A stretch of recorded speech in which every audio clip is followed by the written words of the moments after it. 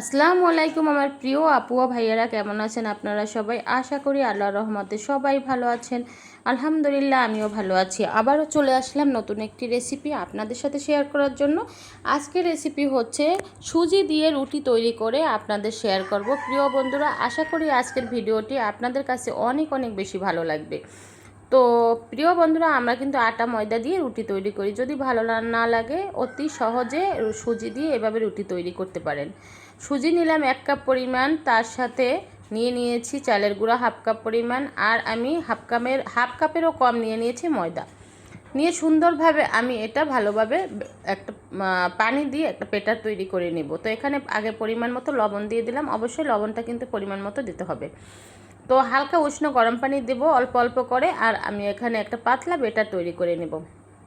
প্রিয় বন্ধুরা, অনেক সময় কিন্তু আমাদের আটা বা ময়দা সেদ্ধ করতে ভালো লাগে না, বেলতে ভালো লাগে না। তো খুব কম সময়ে কিন্তু ফুলকো ফুলকো এভাবে রুটি তৈরি করে, আর আমাদের বাসায় প্রত্যেকের বাসায় কিন্তু কম বেশি সবাই আমরা রুটি খেয়ে থাকি সকাল বিকেলে।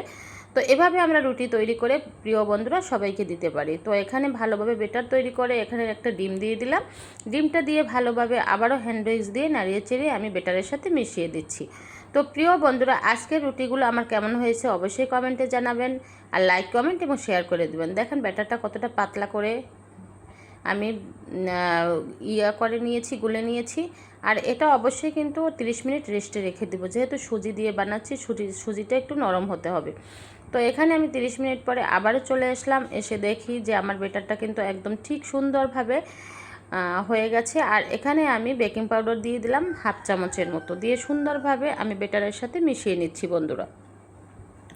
এখন আমি রান্নাঘরে চলে যাচ্ছি বেটার নিয়ে।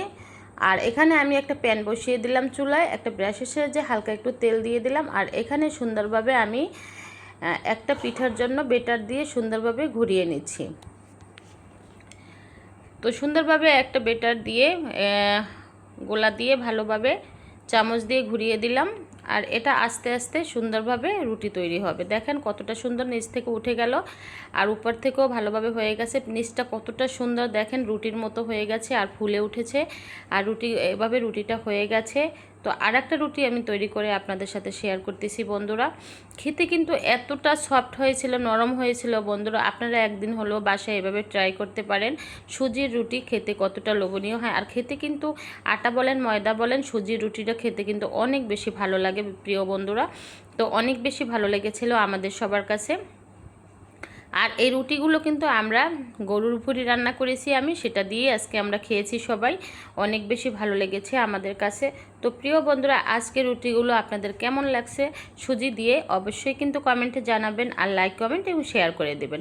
আর আজকে যারা আমার ভিডিওটি দেখছেন নতুন বন্ধুরা যদি ভালো লাগে একটি সাবস্ক্রাইব করে আমার পরিবারের পাশে থাকতে পারেন। আর আমার সবসময় যারা সব পাশে থাকেন পুরানো বন্ধুরা, সুন্দর সুন্দর কমেন্টের জন্য অসংখ্য ধন্যবাদ এবং অসংখ্য ভালোবাসা। দেখেন আমার রুটিগুলো কতটা সুন্দর হয়েছে। আর এরকম ফুলকো ফুলকো রুটি যদি আপনারা তৈরি করতে চান, অবশ্যই সুজি দিয়ে কিন্তু এভাবে তৈরি করতে পারেন, না আটা না ময়দা। তো রেডি হয়ে গেল আমার 3টে রুটি ভেজে আপনাদের সাথে শেয়ার করলাম। এখন টেবিলে পরিবেশন করে আপনাদের সাথে শেয়ার করতেছি যে আমার রুটিগুলো দেখেন বন্ধুরা কতটা সুন্দর হয়েছে, আর কতটা সফট হয়েছে, হাতের মুঠোয় নেওয়া যাচ্ছে রুটিগুলো। দেখেন সুজি দিয়ে রুটিটা কতটা সুন্দর। এটা কিন্তু ময়দা বা আটার রুটি না, এটা কিন্তু একদমই সুজির রুটি। আপনারা এভাবে একদিন বাসায় ট্রাই করেন, দেখেন খেতে কতটা ভালো লাগে। তো আমি দেখি যে গরুর ভুঁড়ির সাথে খেতে কতটা ভালো লাগে। তো আমার বাচ্চা খাওয়ার জন্য পাগল হয়ে যাচ্ছিলো, ওকে খেতে দিচ্ছিলাম যে আপনাদের শেয়ার করার সাথে সাথে আপনাদের সাথে।